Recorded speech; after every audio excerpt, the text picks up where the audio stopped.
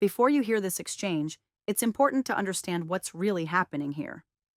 This hearing isn't just about paychecks, crime, or border policy. It's about how political narratives are constructed. Certain senators and officials are framing complex national problems in a way that shifts blame, simplifies reality, and turns fear into a political weapon. As you listen, pay attention to what is emphasized, what is ignored, and who is being blamed. Because this isn't just testimony, it's messaging. General Bondi, 6 out of 10 Americans say they live from paycheck to paycheck.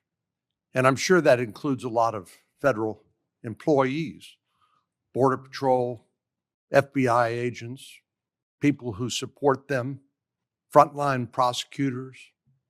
Do you find it somewhat inconsistent that our Democratic colleagues claim to support law enforcement and the rule of law, but yet they vote to deny those same individuals the pay which they've earned? Yes, Senators, our law enforcement agencies, DEA, ATF, FBI, U.S. Marshals, and all the other federal agencies, Homeland Security, Treasury, all the agencies, all of my federal prosecutors, all of our employees are working tirelessly, national security, around the clock to keep this country safe and to keep this world safe. Yet, the Democrats voted to shut the government down, and they are out there working without a paycheck, with families at home, risking their lives every single day. Thank you for pointing that out, and thank you for caring, Senator Cornyn. So let's get back to some basics. The Constitution of the United States is the supreme law of the land, is it not? Yes, sir. Applies to all Americans, the entire country. Federal law, likewise, applies to the entire nation, does it not? Yes, Senator. And so when federal law enforcement agents go to cities like Chicago to enforce federal law, they are acting within their authority, are they not? Yes, Senator Cornyn. So on what legal basis would a governor or a mayor say, we're going to deny or prevent a federal law enforcement agent from enforcing federal law? What would be the legal basis for them to do that? You know, Senator, there's not one. And as I stated, there were 571 homicides in Chicago last year. And that's why right now, Director Patel and Deputy Attorney General Todd Blanche are on their way to Chicago. I've been to Memphis. They're in Chicago right now to protect the people of Illinois. And what Senator Graham, the point he was trying to make earlier, was that when you don't cooperate with law enforcement, if I was a TDA member, if I was a Sinaloa cartel narco terrorist, you know where I'd go? Chicago, because they're not enforcing the law. And they're running their operations, as I stated earlier, two of the biggest terrorists, narco terrorists, we arrested right in Chicago because it was a safe haven for them. And they're operating these networks around our entire country. So we are going to keep our entire country safe. We're going to protect all Americans. If these senators aren't going to vote to open our government, to let these people, our people, work with paychecks, they're going to do it anyway, whether or not the locals are cooperating with them. We're going to be there protecting all Americans in this country, Senator Cornyn.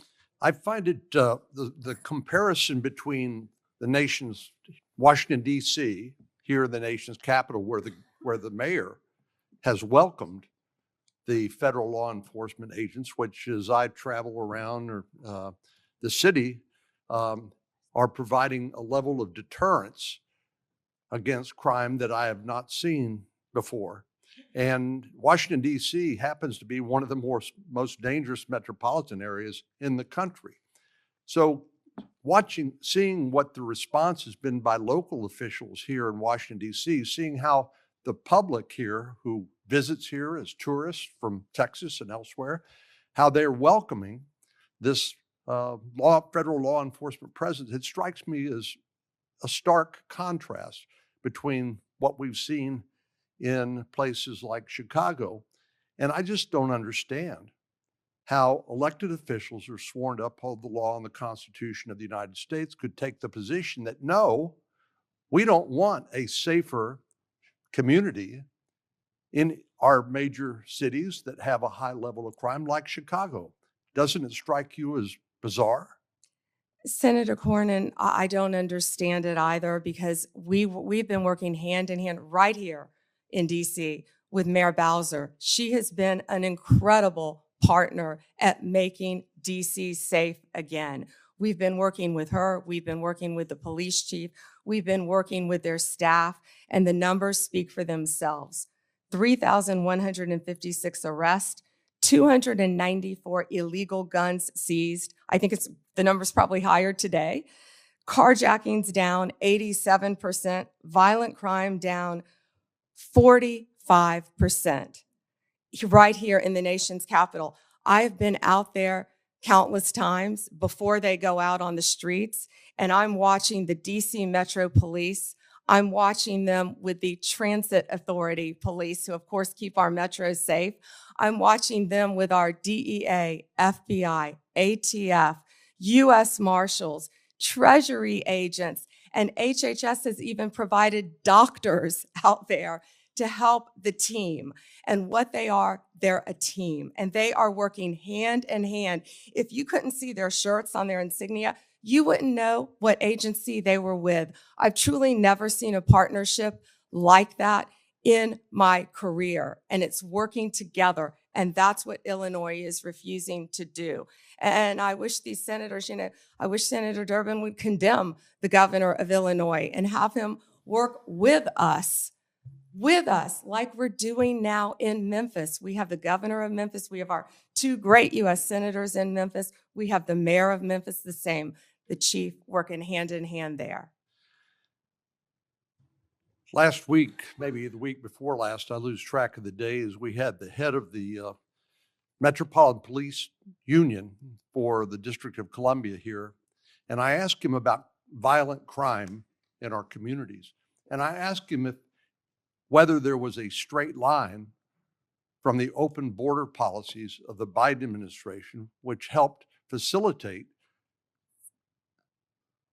the cartels from exporting their poison to the United States, only to then find it distributed by criminal gangs who then engage in violence in our communities like Chicago to protect their territory and the profits that go along with that illegal drug trafficking.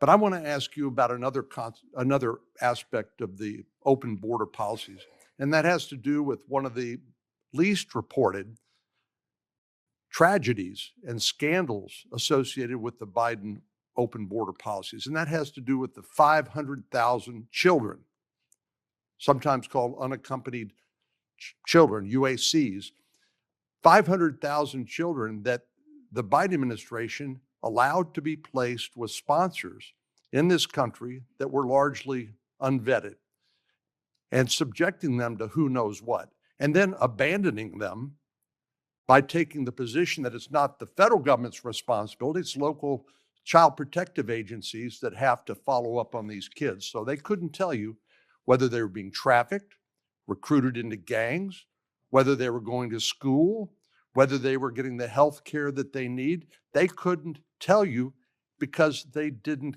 care. So I know that President Trump's administration, the Department of Justice in particular, has located 22,000 of these 500,000 children. Could you talk to us a little bit about your efforts to rescue these children that had been abandoned by the Biden administration?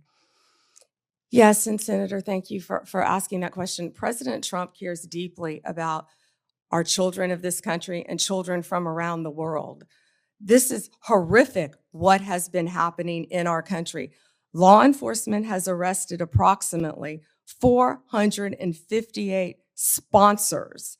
Now, what these sponsors are, they lie to ORR, many of them, to have an unaccompanied alien child. Some of them later exploit and abuse these children. They're not parents, they're not guardians. They're coming into this country. They were coming into this country without any ramification across the Mexican border until Donald Trump became president again. And that's when it stopped.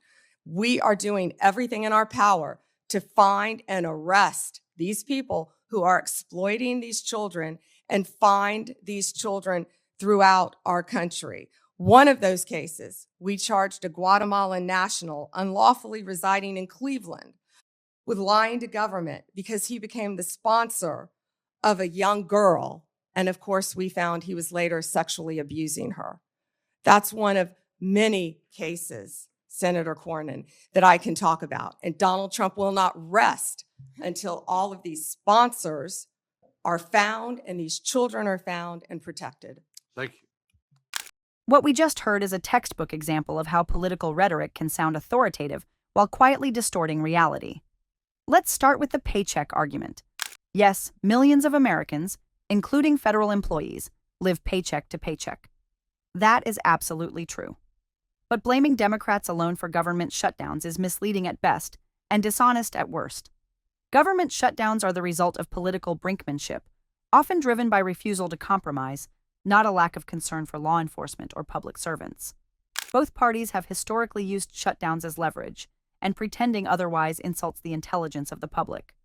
When figures like Senator John Cornyn and Attorney General Pam Bondi frame this as Democrats versus law enforcement, they're engaging in false moral framing. Supporting law enforcement does not mean writing blank checks to any policy, any agency, or any political agenda. In a democracy, oversight and funding debates are not acts of betrayal. They are responsibilities. Now let's talk about Chicago, because Chicago has become a political punching bag. Every time crime comes up, the same cities are mentioned: Chicago, New York, San Francisco, because they are Democratic-led cities and easy targets for conservative narratives. But crime trends are national, not partisan. Red states and rural areas have seen significant spikes in violent crime and overdose deaths too, often with fewer resources and less media attention.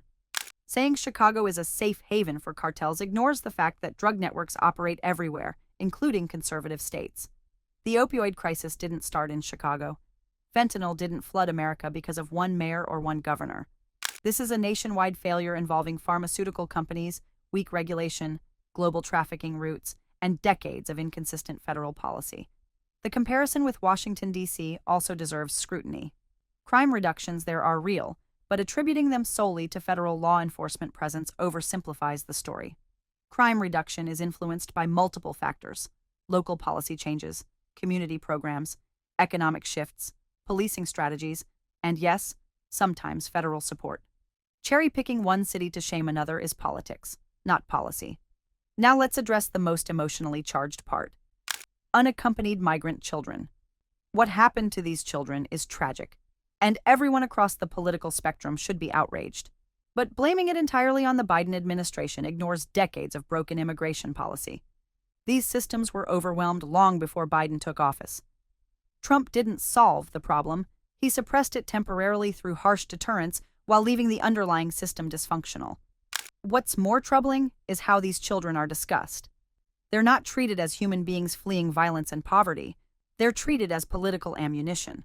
If politicians truly cared, we would hear more about funding child protective services, strengthening sponsor vetting, and international cooperation, not just arrests and press statements.